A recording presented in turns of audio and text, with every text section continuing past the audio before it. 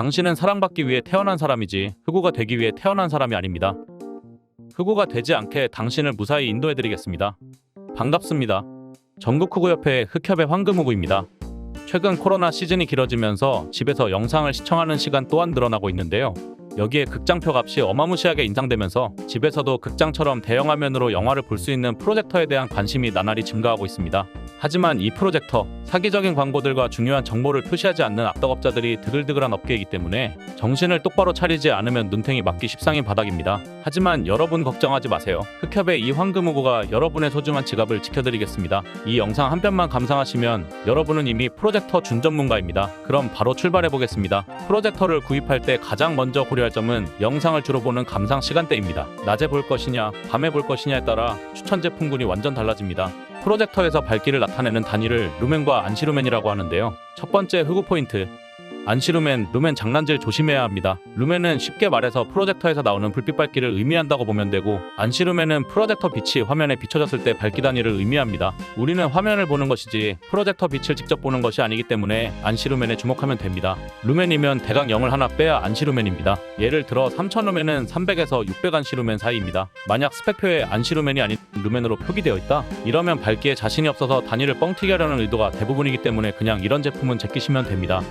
보통 3000안시루멘이 넘어야 낮에 형광 아래에서 원활한 시청이 가능하고 2000에서 3000안시루멘 사이 제품은 블라인드를 잘 가려주면 낮에도 감상 가능합니다. 2000 이하는 밤에 보는 전용으로 생각해야 하는데 만약 영화는 밤에 봐야 제맛이지 난 어둠의 자식이다, 다크나이트다 하는 분이라면 1000안시루멘 이하도 괜찮습니다. 영상 내용글에 다 나와있어 소개한 안시별 비교표를 첨부하였으니 참고하시면 됩니다. 자신에게 맞는 밝기의 프로젝터를 찾아서 첫 번째 흑우 포인트를 무사히 넘기길 바랍니다. 앞서서 밝기가 중요하다 했지만 밝기만 강조하는 제품들이 있습니다. 5000안시루멘 등 엄청난 밝기를 강조하는데 이런 제품에도 흑우 포인트가 숨어 있습니다. 두 번째 흑우 포인트, 바로 명암비입니다. 명암비는 검정색과 흰색의 밝기 차이를 나타낸 비율의 수치인데요. 밝기가 너무 밝으면 검은색 표현이 안 된다는 치명적인 단점을 숨기고 있죠. 검은색 표현이 안 되면 정확한 색 표현력이 떨어져서 영상이 전체적으로 저질이 됩니다. 명암비가 좋으면 영상이 선명하게 느껴집니다. 일반적인 인식과 달리 해상도보다 명암비 차이가 오히려 화질에 더 중요할 수 있습니다. 밝기만 강조하는 제품을 보면 명암비가 나와 있지 않거나 개미똥구멍만큼 작은 글씨로 표기되어 있다는 것을 알 수 있을 겁니다. 예를 들어 밝기가 3000에서 5000인데 명암이 5000대 1이면 검은색 표현이 거의 안 된다고 봐야 합니다. 단물스물 검정물 빠진 밍밍한 화질의 프로젝터는 영상 시청용으로는 적합하지 않습니다. 기억하세요. 영상을 보려면 최소 명암비는 1만 대 1 이상 가야 합니다. 낮에 영화를 보고 싶다면 밝기는 2000안시루멘 이상, 명암비는 10,000 대 1 이상 되어야 합니다. 낮에 안 보면 1000안시루멘 이하도 괜찮지만 명암비는 10만 대 1 이상일수록 좋습니다. 역시 내용글에 명암비별 비교표를 첨부했으니 참고해주세요. 아무래도 프로젝터를 볼 때 일반적으로 많이 보는 스펙은 아마 해상도일 겁니다. 4K 프로젝터는 화질은 확실히 좋지만 높은 가격대에 형성되어 있습니다. 거실이 아닌 방에서 프로젝터를 시청할 경우 투사거리가 짧아서 100인치 이하로 화면이 나오는 경우가 있는데 이러면 상대적으로 4K 체감이 낮아서 FHD로 가는 편이 좋습니다. 그리고 해상도에서도 숨은 흑우 포인트가 있습니다. 세 번째 흑우 포인트, 바로 출력 해상도와 입력 해상도입니다.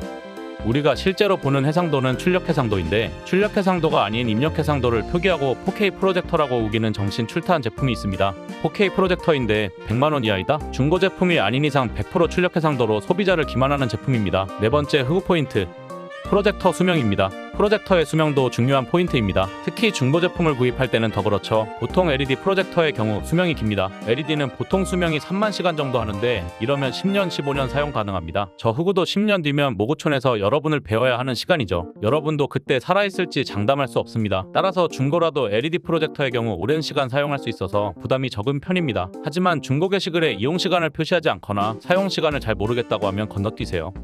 보통 알면서도 모르는 척하는 경우가 많습니다. 한두 푼도 아닌 프로젝터를 사고 흑우흑우 울고 싶지 않다면 과감하게 다른 매물을 알아보세요. 앞서 수명을 이야기했는데 이 수명에 큰 영향을 미치는 것이 관리 난이도입니다. 아무리 제품 수명이 길어도 관리하기 어렵고 내구성이 취약하다면 의미가 없겠죠. 다섯 번째 흑우 포인트, 관리 난이도입니다. 프로젝터는 보통 DLP와 LCD 방식으로 구분됩니다. 각자 장단점이 있고 최근에 각각 단점들을 개선하는 추세여서 이건 호불호의 영역입니다만 일반적으로 DLP 프로젝터가 관리하기 편하고 수명이 깁니다. LCD 프로젝터는 구조상 기본적인 부피가 크고 무게가 무겁습니다. 또한 먼지에 약해서 필터 청소 등 주기적 관리가 필요하며 시간이 지날수록 램프 성능이 저하되어 밝기가 떨어집니다. 보통 1000시간 지나면 밝기 30% 정도가 감소하기 때문에 램프 교체가 필요합니다. 반면 DLP의 경우 구조상 작고 가볍게 만들 수 있고 기계 내부 공간이 진공상 상태라 먼지에 강하고 관리가 편하며 시간이 지나도 동일한 밝기를 유지합니다. 색감의 경우 호불호의 영역이라면 관리와 보관은 DLP가 편하고 가격면에서도 보통 DLP 프로젝터가 저렴하기 때문에 LCD의 색감이 너무 마음에 들지 않는 이상 프로젝터를 편하고 오래 사용하고 싶다면 DLP 방식을 추천드립니다. 다음으로 봐야 할 6번째 흑우 포인트, 내장 스피커입니다. 프로젝터의 경우 창렬한 사운드를 들려주는 경우가 많아서 프로젝터의 스피커는 고가 제품을 제외한 대부분이 영화보기 적합하지 않습니다. 그래서 오디오 잭이나 블루투스의 스피커를 연결해서 들어야 합니다. 보통 스피커는 출력이 높을수록 소리가 커졌을 때 잡음 없이 안정적으로 소리를 들려주는데 여기서 주의하실 점은 프로젝터 스피커는 와트가 높다고 무조건 좋은 것이 아니라는 점입니다. 스피커 제조사의 기술력에 따라 같은 와트라도 천차만별의 품질 차이가 날 수도 있고 심지어 이름 있는 스피커 업체라도 제품에 따라 평가가 다양합니다. 하나하나 네이버 실사용 후기를 여러 참고해서 주의하실 필요가 있습니다. 프로젝터에 연결할 스피커나 헤드폰 추천은 할 이야기가 무지 많아서 별도 특집으로 더 주의 깊게 다뤄보도록 하겠습니다. 7번째 호구 포인트, 운영체제입니다. 운영체제 미탑재 제품이면 미박스나 크롬캐스트 등 기계를 구입해야 영상 관람이 가능하기 때문에 추가금이 들 수 있습니다. 5에서 10만원 정도면 쓸만한 OTT 기기를 구입할 수 있는데 이 금액이 작아 보여도 프로젝터를 거금 주고 샀는데 여기서 추가금이 든다는 것은 부담으로 다가올 수 있습니다. 이런 분들은 프로젝터의 OS가 내장된 제품으로 구입하시는 것이 좋습니다. 그런데 여기서도 흑우 포인트가 발생합니다. OS에 따라서 여러분이 주로 보는 넷플릭스, 디즈니 플러스 등 모든 어플을 지원하는 것이 아니라는 점입니다. 상황에 따라서 OS가 있는 제품을 샀는데 원하는 어플 지원이 안 돼요. 추가로 OTT 기기를 구입해야 하는 불상사가 일어날 수 있으니 주의해야 합니다. 대표적인 OS인 LG의 웹 OS도 버전에 따라 지원하는 어플이 달라서 프로젝터를 구입하시고도 원하는 어플이 없어서 당황하는 분들이 많은데요. 최신 OS 버전이라도 넷플릭스나 유튜브가 없는 등 당연히 있을 법한 어플을 지원하지 않는 경우가 문제에 많아 주의가 필요합니다. 그리고 상황에 따라 어플 미인증으로 저화질 스트리밍만 지원할 수 있으니 잘 살펴봐야 합니다. 각 웹OS의 어플 지원표를 내용글에 첨부하오니 참고해주세요. 8번째 흑우 포인트, 소음입니다. 프로젝터 구매하신 분들이 의외로 스트레스 받는 지점은 바로 소음입니다. 제가 새 전자제품을 질렀을 때 우리 아내님이 화내는 소리가 약 200dB인데 저처럼 큰 소리에 익숙하지 않으시다면 소음도 큰 문제가 되겠죠. 특히 단초점 프로젝터가 아닌 경우 시청 위치와 프로젝터의 거리가 가까워 바로 귀 옆에서 프로젝터에 절규하는 소리를 들을 수 있습니다.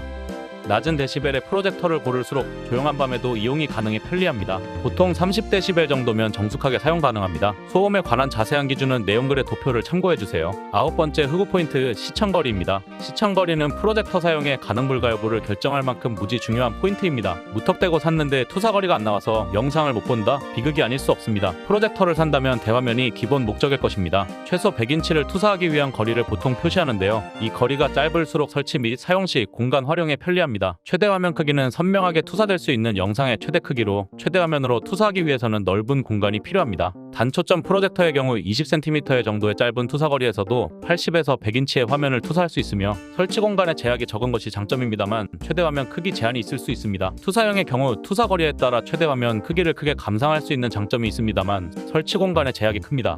일반적으로 투사용은 100인치를 표기하려면 3m의 거리가 필요하니 프로젝터 구입 전 꼭 100인치 투사 거리를 확인해주세요. 10번째 흑우 포인트, 무게와 크기입니다. 프로젝터의 무게와 크기도 정말 중요합니다. 예를 들어 지금 갖고 있는 유일한 거치기구가 삼각대인데 기계가 무거워서 거치를 못한다, 크기가 커서 놓을 공간이 없다, 난감한 상황이 아닐 수 없습니다. 또 천장에 설치한다고 해도 설치 방법이나 집 구조가 맞지 않으면 무거운 프로젝터를 천장에 설치하다가 하늘이 아니 천장이 무너지는 불상사를 볼 수 있습니다. 프로젝터는 이동이 쉬운 휴대용 프로젝터부터 대강당의 거치식 프로젝터까지 종류에 따라 무게도 다양합니다. 프로젝터의 사용 목적에 따라 무게와 크기의 차이가 나는 만큼 꼭 자신의 환경과 용도를 고려하여 구매하시기 바랍니다. 특히 천장 거치식 프로젝터의 경우에는 안전을 위해 프로젝터를 지지해주는 브라켓 설치와 시공 절차가 필요한 경우도 있는데 브라켓 별도 구매 시공업체 선정까지 돈 10만원은 우습게 깨지는 만큼 금전적 부분을 잘 고려해야 합니다. 11번째 흑우 포인트, 인풋렉입니다. 프로젝터로 게임을 하실 분들이라면 인풋렉은 가장 우선순위 중 하나로 꼽히는 중요 요소입니다. 인풋렉은 기기로부터 출력된 영상이 화면에 출력되기까지 걸리는 시간을 말하는데 이 시간이 길어지게 되면 입력한 시간과 화면에 출력되는 시간 차이가 발생하게 되어 중요한 게임 조작 순간에 내 캐릭터가 순간이동하거나 시간차 공격을 하게 되어 게임 플레이를 방해합니다. 게임 연결용으로는 인풋렉 값이 60ms 이하의 제품들이 무난하니 자세한 기준은 아래 표를 참고해주세요. 혹시 자신의 게임 중독을 예방하고자 한다면 인풋렉 추가해주시는 것도 좋은 방법일 듯 합니다. 월급만 빼고 다 오르는 이 시기 전기세도 큰 고민이 아닐 수 없습니다. 12번째 흑우 포인트, 소비 전력입니다. 프로젝터의 소비 전력은 50W 미만의 소형 이동형, 100W대의 가정용 제품, 500W의 대강당용 등 소비 전력 소비량은 제품마다 차이가 있습니다. 가정에서 대강당용 프로젝터를 사용한다면 램프의 열기로 우리 후구님들의 뽀얀 얼굴은 빨갛게 익으며 방열을 위한 팬 소음으로 부막에 애로사항이 꼽히게 되고 과도한 전기요금도 비수처럼 여러분 가슴에 꽂히게 될 겁니다. 소비 전력에 대한 분류도 내용글에 넣었으니 잘 살펴봐서 내 환경에 맞는 프로젝터를 잘 선택하길 바랍니다. 여러분의 지갑은 소중하니까요. 드디어 대망의 마지막 흑우 포인트. 이게 없다면 환경에 따라 당신은 미칠 수도 있습니다. 바로 보정 기능입니다.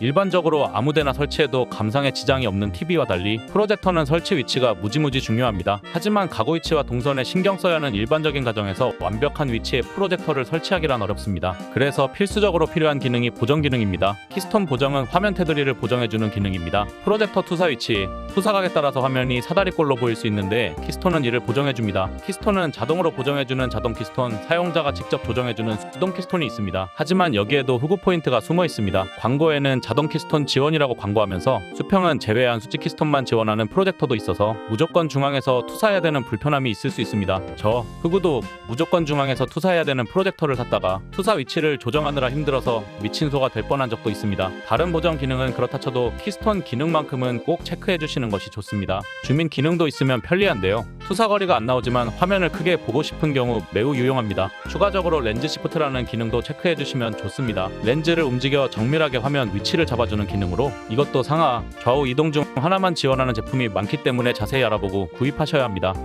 그럼 마지막으로 정리해드리겠습니다. 1. 밝기는 루멘이 아닌 안시루멘으로 따지고 밤에 본다면 1000이와도 괜찮고 커튼 치고 낮에 본다면 2000안시루멘 이상, 밝은 대낮에 본다면 3000안시루멘 이상 가야 한다. 2. 명암비는 최소 1만 대 1 이상으로 가되 10만 대 1 이상이면 좋다. 3. FHD 이상 해상도로 가되 출력 해상도와 입력 해상도 중 출력 해상도만 봐라. 4. 프로젝터를 오래 쓰고 싶다면 LED 프로젝터로 가라. 5. 관리하기 편한 프로젝터를 원한다면 DLP 프로젝터를 선택하라. 6. 프로젝터 스피커에 큰 기대하지 말고 와트수만 보기보다 후기를 많이 참고하라. 7. 운영체제 탑재 여부를 따지고 운영체제에서 실제적으로 지원하는 어플과 고화질 지원 여부를 살펴봐라. 8. 소음도 중요 선택 요소다. 30dB 정도의 제품을 추천한다. 9. 자신의 환경에 맞는 100인치 투사 거리를 꼭 확인해야 한다. 10. 인풋 렉은 60ms 이하가 무난하다. 11. 자신의 환경에 맞게 무게와 크기를 꼭 체크하라. 12. 프로젝터의 소비 전력을 확인해서 추가 지출을 막아라. 13. 키스톤, 렌즈 시프트 등 지원하는 보정 기능을 확인하라.